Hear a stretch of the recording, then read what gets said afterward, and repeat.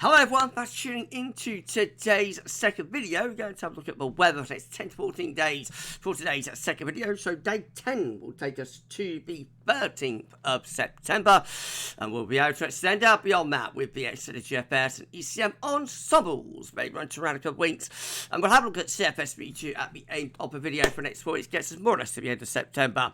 I'll get over that for you in a moment. Just say that first, a video today was our 6 AM UK weather forecast, so check that one out. If you'd like to like, share, and subscribe on both of today's videos. Thank you so much for doing that. 6 AM forecast was actually about 5:45, 5:45 forecast, as I've been doing breakfast today for the first time at Watford Gap. Not making them, but taking the orders and serving them. I don't cook food. Yeah, so I was up with a lark. Got up at 5 o'clock this morning. So I'm a little bit tired, actually, but it's all good. It's all ka-ching. All ka-ching. Yeah, so if you was wondering, if you're just up, with the lark, like I was, you was wondering why the 6 AM forecast became a 5:45 forecast. That's the reason why. Had a very early start. Right, okay. Well, the viewer photography calendar is out there for you to buy. So this is it, 2026 GavsWeatherVids calendar. Is now available to purchase. We've had quite a few orders so far. Thank you so much to those of you that brought the calendar.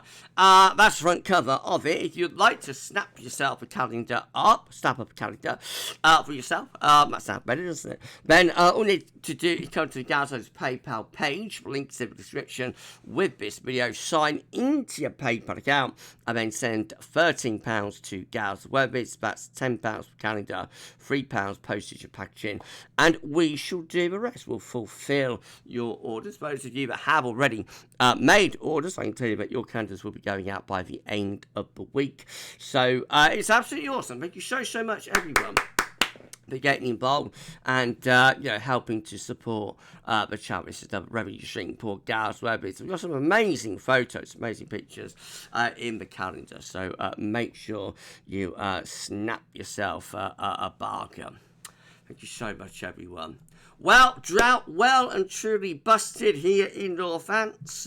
We've had torrential rain and thunderstorms courtesy of that massive precipitation. There's more storms and thunderstorms around, pushing eastwards as well. Another line here through more northern and western parts of the Midlands. Further downpours through East Anglia. Beginning to clear a little bit in the west now, so the worst of the showers easing down there. There's still some heavy downpours through eastern parts of Scotland, down into northeastern England as well. Overall, we should start to see these showers and storms pushing away eastwards, but they have deposited a lot of rain in some areas. As I say, the drought is really busted, I think, today across many areas, and there's more rain to come as well. That's the weather outlook, by the way. That's our new radar. It looks absolutely amazing.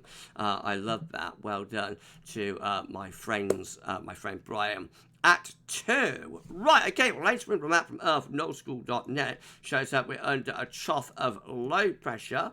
So low pressure dominating weather, and weather systems are pushing eastwards as well, taking those heavy downpours, showers, long spells of rain and thunderstorms with them. Central England temperature is sitting at 16.6. That's 3 degrees above 61 to 1990 average provisional to the 1st of September. I don't think that's updated for yesterday, so no update for yesterday. That's still up to, or just for, the first day of the month. These were GFS upper air temperature and precipitation ensembles. The next couple of weeks, we'll look at London today. The red line is the 30-year upper air temperature average for London. So starting off around to a little bit below average of your upper air temperature, but they can be lifting up, though, raising as we get through to the weekend, briefly warming up, but not for long, then cooling back down again as we go through a second week and into the middle part of the month. Precipitation-wise, going to be a lot of dry weather to come. Going to be a lot of wet weather, I should say. We talk about now. There'll be a lot of wet weather to come over the next day or two. Very going to turn drier, that's what I'm trying to say, at the end of the week into weekend. And then the wet weather comes back into next week. Overall, looks quite unsettled. That's for London as well, one of the drier places. Temperature anomalies. It's 5 days to the 8th of September. Generally a bit above average. 10 to 14 days.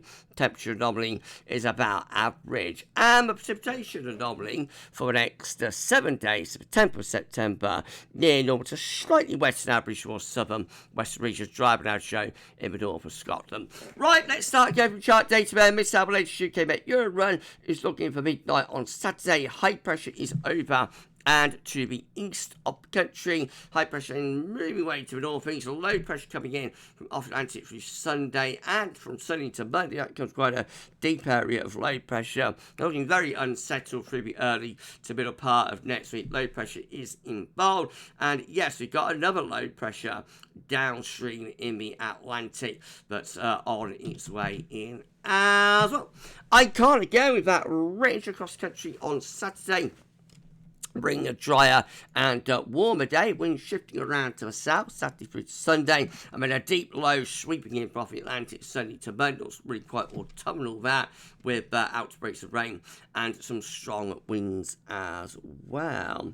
And then we head on into the middle part of next week, looking really unsettled. Low pressure keeps on pounding through. That gets us to next Wednesday, the 10th of September. The KMA is looking like this. Again, southerly winds for Saturday, looking quite warm, but then low pressure cuts that off. Very unsettled through the early to middle part of next week, with low pressure bringing bouts of rain across the country. That's the scenario up to the middle of September, rather cool, rather showery, under a trough of low pressure.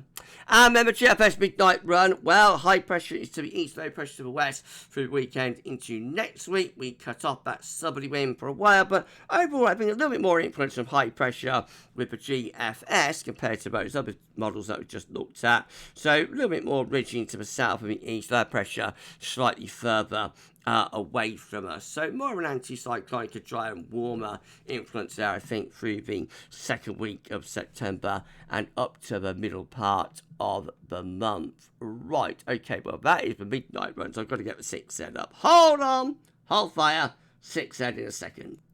Okay, GFS 6 there with high pressure to the east, low pressure to the west on Saturday, and so we've got southerly winds for the weekend, but with low pressure bringing spells of rain into the west. And then as we move through next week, low pressure punches through, bring out rates of rain and quite strong winds through the middle part of the week. Day 10 was like transient breeze building up from southwest, bringing something a little bit drier into the south, but more unsettled away to the north and west. And then in the extended range, which is like the middle of September. So it's high pressure south and low pressure to the north, flat and westerly, and it continues to be flat and westerly really up to the 19th of September there. I think there's more influence from higher pressure with the GFS output, operational output today anyway.